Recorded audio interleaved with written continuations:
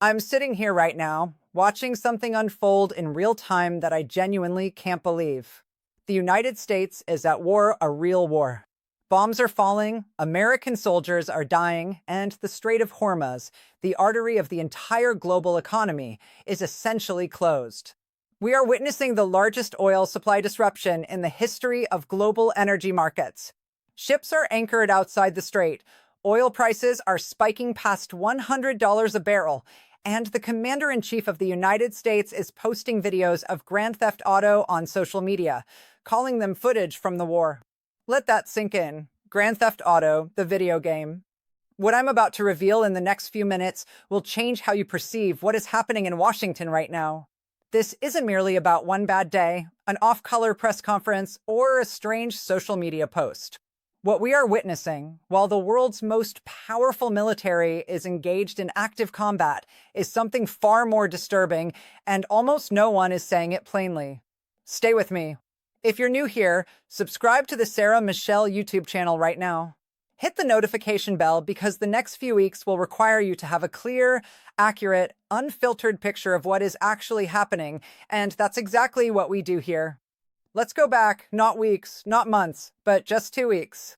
On February 28th, 2026, the United States and Israel launched a massive coordinated surprise airstrike campaign against Iran.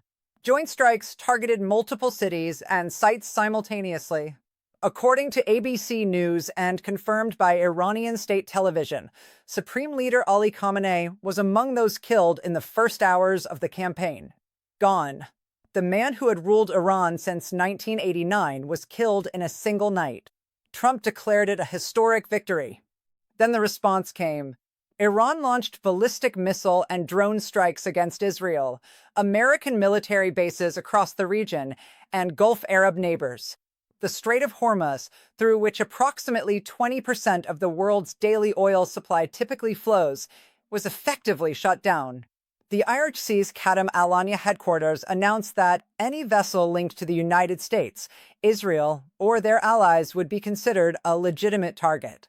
Senior IRGC advisor Ibrahim Jabari went further, stating on Telegram that the strait was closed and warning that oil prices would reach $200 in the coming days. The markets believed it. Brent crude shot past $119 a barrel. This is the largest supply disruption in the history of global oil markets.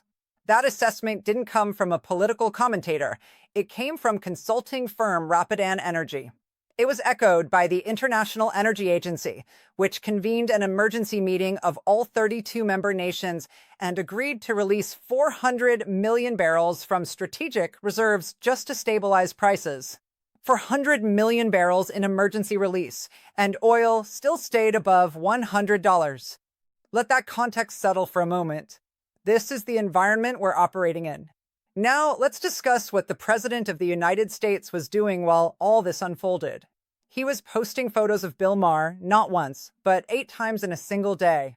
Post after post after post of a comedian he had dinner with in February. Then he switched to Grand Theft Auto videos, actual in-game footage from a video game, and began presenting them as images from the war in Iran. Then he mixed in Call of Duty clips, followed by MLB baseball highlights and NFL football footage alongside images of the military campaign. Pause. This is the President of the United States, commanding an active war that has killed over 130 people in Iran, over 800 in Lebanon, and 12 in Israel, while 6 American service members came home in caskets from a KC-135 refueling plane that crashed in Iraq. He was on social media mixing Grand Theft Auto with war footage and posting baseball scores. This isn't an exaggeration. This is documented behavior. Privately, according to NBC News, Trump has been telling aides and Republican officials outside the White House that he wants to send ground troops into Iran, not publicly, not to Congress, but whispering about it privately. Meanwhile, his public-facing performance has been to surround himself with sports coaches and athletes, including Inter Miami soccer players, Alex Rodriguez in the Oval Office, and NCAA basketball and football coaches. He held a press conference, the first official press conference since the war began, and he did not want to talk about the war. Instead, He focused on whether college athletes should be paid for their name, image, and likeness. That is not a joke. Here's what he actually said at that press conference. I give it a 12 to a 15. Their army is gone. Their navy is gone. Their communications are gone. Their leaders are gone. 2 sets of their leaders are gone. They're down to their 3rd set. Their air force is wiped out entirely. Think of it. They have 32 ships. All 32 are at the bottom of the ocean. Other than that, they're doing very well, coach. He ended a wartime briefing with the word coach because a college football coach was standing next to him. Meanwhile, Iran's foreign minister, Hossein Amir-Abdollahian, is appearing on NBC, and Iran's Supreme National Security Council Secretary, Ali Larijani, is on television directly responding to Trump's threats. The Iranian people do not fear your hollow threats. The IRGC is issuing daily operational statements, and Iran's new supreme leader, Mojtaba Khamenei, the son of the man the U.S. assassinated, declared, the Strait of Hormuz must remain closed as a tool to pressure the enemy. By all measurable indicators, the Islamic Republic is still standing, still functioning, and still retaliating. But Trump said it was over. Subscribe to the Sarah Michelle YouTube channel if you're not already here. This is the coverage you're not getting anywhere else. This is where it gets deeply uncomfortable because what we are witnessing now has a very specific historical parallel, and it's not Vietnam, Iraq, or Afghanistan, though those ghosts are present too. The parallel is February and March of 2020. Cast your mind back. The virus was spreading, early data was available, and warnings were coming from the scientific community. Here's what Trump was saying publicly, on camera, in February and March of 2020. A lot of people think that goes away in April with the heat. Typically, that will go away in April. We have 12 cases, 11 cases, and many of them are in good shape. He said he wanted the country open by Easter, April 12th. He claimed the curve would bend and that everything was fine. By the time the full weight of what was happening could no longer be denied, hundreds of thousands of Americans were dead. The pattern is identical. The language is identical. The psychological architecture is identical. Catastrophic reality on one side, happy talk, sports metaphors, and victory declarations on the other. Their army is gone. Their navy is gone. We've won. But Iran's new supreme leader is giving speeches. Iran's foreign minister is on American television, and the IRGC is launching daily drone strikes. Mojtaba Khamenei just told the world the strait stays closed. The Wall Street Journal reported that roughly 5,000 additional Marines and sailors are being deployed to the Middle East to provide what a U.S. official called options for use. The 82nd Airborne Division, an elite paratrooper unit, canceled a planned headquarters training operation. The aircraft carrier USS George H.W. Bush has set sail from Norfolk toward the war zone, a 3rd carrier. This is not the behavior of an operation that has concluded. This is escalation.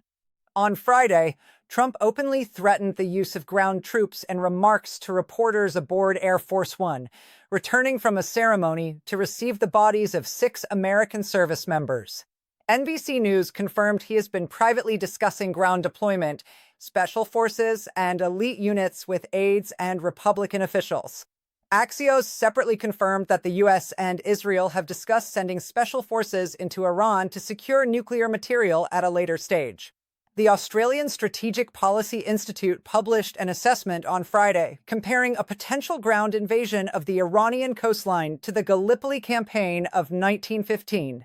The IRGC has fortified that coastline with 20,000 naval troops in the Strait region, 5,000 Marines, anti-ship missile batteries, drone launch infrastructure, and mine-laying capabilities. The city of Bandar Abbas, with 500,000 people, sits directly on the strait. This is the moment when a Fox News reporter named Peter Doocy asked the president a direct question during that press conference with the college coaches. It sounds like the Russians are helping Iran target and attack Americans. It sounds like China is involved. Can you comment? Trump's response on camera was, "That's an easy problem compared to what we're doing here." What a stupid question that is to be asking at this time. We're talking about something else. China and Russia potentially aiding Iran in an active war where Americans are being killed, and Trump called it an easy problem and a stupid question. Caroline Leavitt, the White House press secretary, was asked directly whether the administration was considering reinstating a military draft. She did not rule it out. That statement circulated instantly. Even some Republicans reacted in alarm. Former Representative Marjorie Taylor Greene posted that she would not allow her son to be drafted over my dead body. Now, here's where the economic reality intersects with your daily life. The IA reports that the war is cutting global oil supply by roughly 8 million barrels per day in March, accounting for the near closure of the Strait of Hormuz, which normally carries up to 20 million barrels per day. Brent crude, which had been hovering around $70 before the war started, spiked above $119 a barrel within days. Rystad Energy's vice president for oil markets warned in a note to clients that prices could reach $135 per barrel if the disruption lasts 4 months. If you drive a car, you're already feeling this. If you heat your home, you're already feeling it. If you run a business with any energy cost component, you're already feeling it. And if you have any kind of retirement account, the market volatility tied to this war has been visible in your portfolio since late February. Now, let's discuss what's happening in the background, the piece almost no one is connecting properly.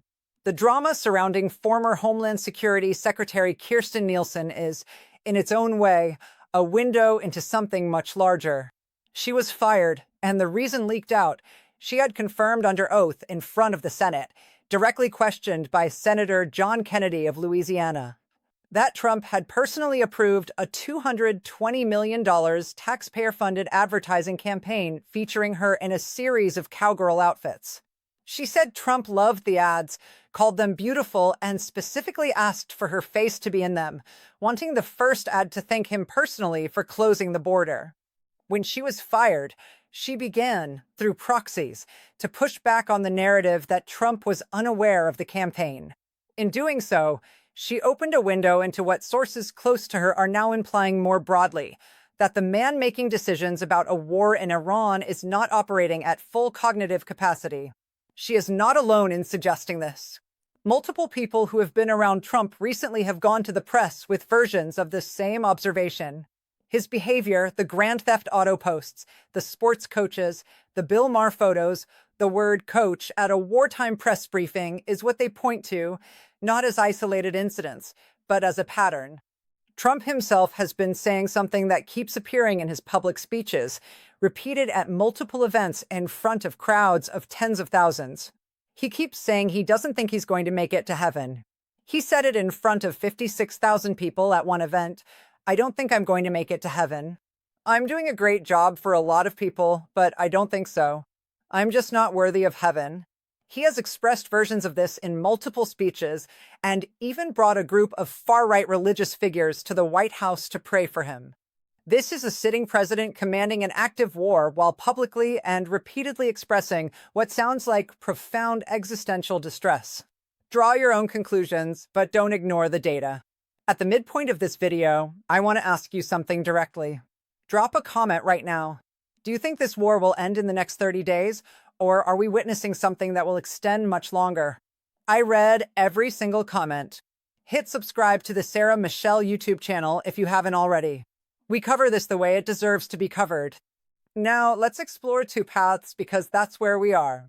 Path 1. Someone in Trump's orbit, a senior general, a Republican senator, or a trusted ally, finds the moment and the leverage to force a diplomatic off-ramp. Iran has signaled through back-channel communications and through the continued visibility of its officials on international media that it is not entirely opposed to negotiations. Iran's foreign minister has appeared on NBC, and Ali Larijani has made public statements. The Iranian government is, by some indicators, testing whether there is space to talk. If a ceasefire framework can be built, perhaps through Qatar, which has previously mediated between Washington and Tehran, and if the Strait of Hormuz can be reopened under some form of international naval escort, then markets stabilize.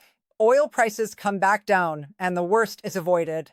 Brent crude retreats, and the global economy, bruised but not broken, recovers. This path requires something close to a diplomatic miracle given the current posture of both sides, but it is not impossible. Path 2 is the one I think we're on: escalation without a tool capable of producing the desired result. Ground troops get deployed, the 82nd Airborne, the Marines already being moved into position, the Special Forces units being discussed in private. They go in, and the IRGC, which has spent decades preparing for exactly this scenario, responds with asymmetric warfare along the Iranian coastline.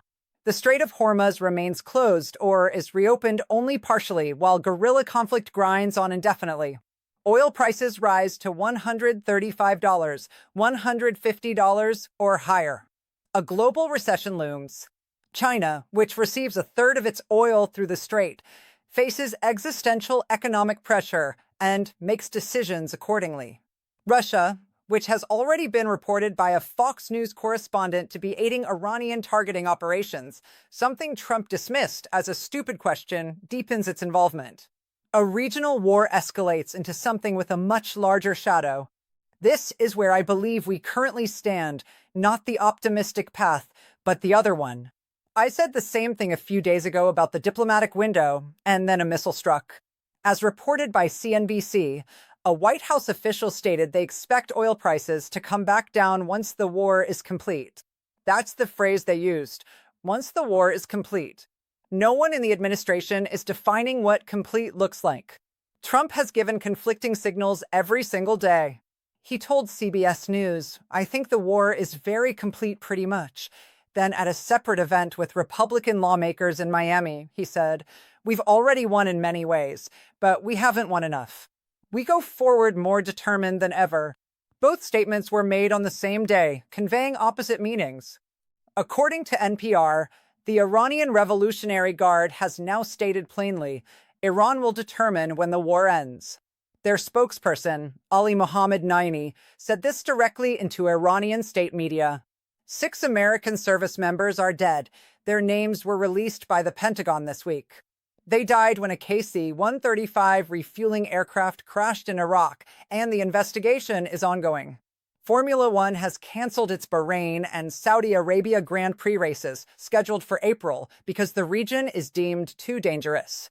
The UN Secretary General Antonio Guterres traveled to Beirut and stood at a press conference urging, "Stop the fighting. Stop the bombing." There is no military solution. Israel is contemplating a major ground operation in southern Lebanon amid all this turmoil. Over 800 people have been killed in Lebanon, including more than 100 children. The world's largest oil company, Saudi Aramco, has called the situation in the Strait of Hormuz a threat with catastrophic consequences for global oil markets. That wasn't a pundit. That was the CEO of Aramco, Amin Nasser, speaking directly to reporters. And in Washington on Friday afternoon, in front of college coaches and NCAA officials, the President of the United States expressed a desire to write himself a beautiful executive order on athlete compensation, then turned to the coaches and said, "Coach, put me in, coach." This is the man with his finger on the trigger of the most consequential military escalation since the invasion of Iraq in 2003.